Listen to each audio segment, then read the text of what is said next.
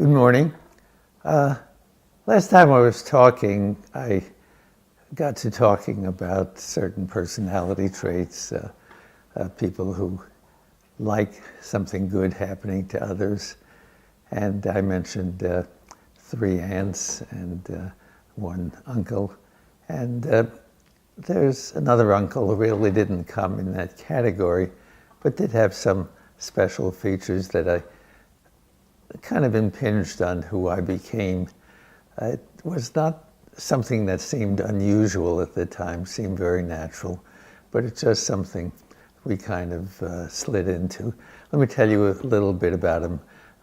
His name was Max, and he was a real alpha guy, very handsome, very strong. He was legendary around the neighborhood for having taken on 3 firemen at the corner fire department and beating the hell out of the 3 of them. And really, very, very powerful, very good looking, everything in his favor. And he got out of the First World War and was trying to figure out what to do. And he came down to 2 choices. One, he could be a doctor or a plumber, and was really one or the other. They were both trades.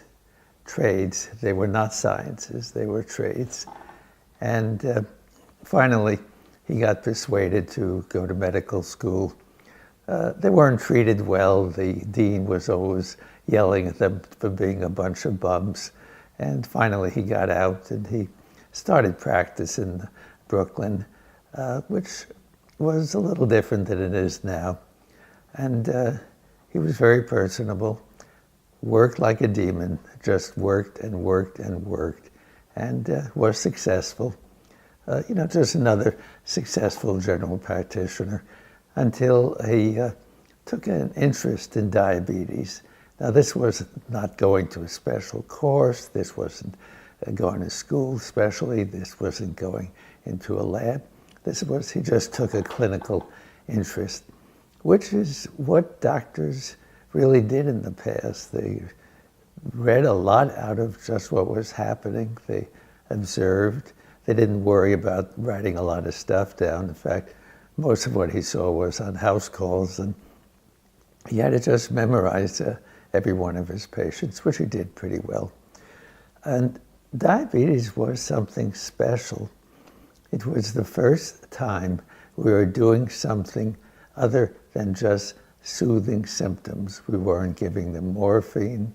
We weren't giving them something to handle being nauseated. We weren't handling it a little bit with minor pain like aspirin. Diabetes is a really complex physiological and chemical interest. And like I say, he just took a clinical interest in it. Well, he got damn good, and he was just really had his reputation from here and there, and lots of people referred. He didn't do anything scientific with it. It was just his observations. And just when I was starting high school, somehow I got to talking to him about it. Now, this was a very unusual contact considering our age difference. He did not lecture me about it. He did not try to tell that to me. He did not say, gee, you'll be a doctor someday, listen to what I'm saying. We just sat down and we talked about it. And we, in spite of the age difference, he showed me total courtesy, and we worked on the thoughts. And he was really ahead of things. He had the whole metabolic syndrome that we really work with constantly now, down totally on a clinical basis. He didn't have all the chemicals, they didn't exist, but he knew what kind of diet was appropriate, he knew about exercise, he knew about the protuberant abdomen. He just had it down, and he knew really the difference between juvenile diabetes and adult diabetes. the onset, the type of treatment you had to give, the type of surveillance you had to give. He knew about something which really became very obscure until it actually developed later on in life. Like now we know that if somebody gets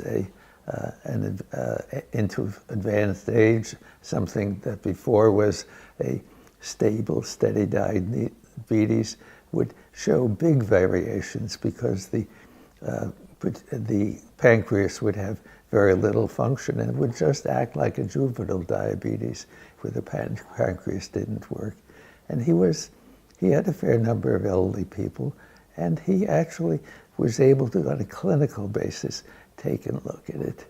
And he really knew when somebody was in trouble and when they were not, and somehow or other to manage it without all the tools we have. And we just talked about that. And it was just that collegial openness with this guy who didn't talk to anybody else. He would just go from one to the other and other. And I think that sunk in a lot.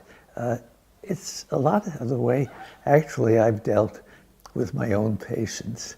I have learned that you don't talk at them, you talk with them. You give them total respect, that they can work things out, and encourage them to think about it.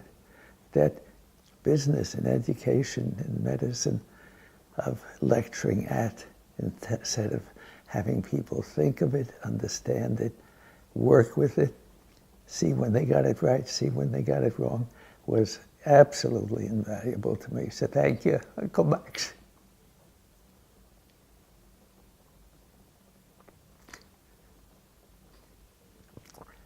See you next time, and I'll hope to come up with an interesting topic. They're kind of challenging. See you then.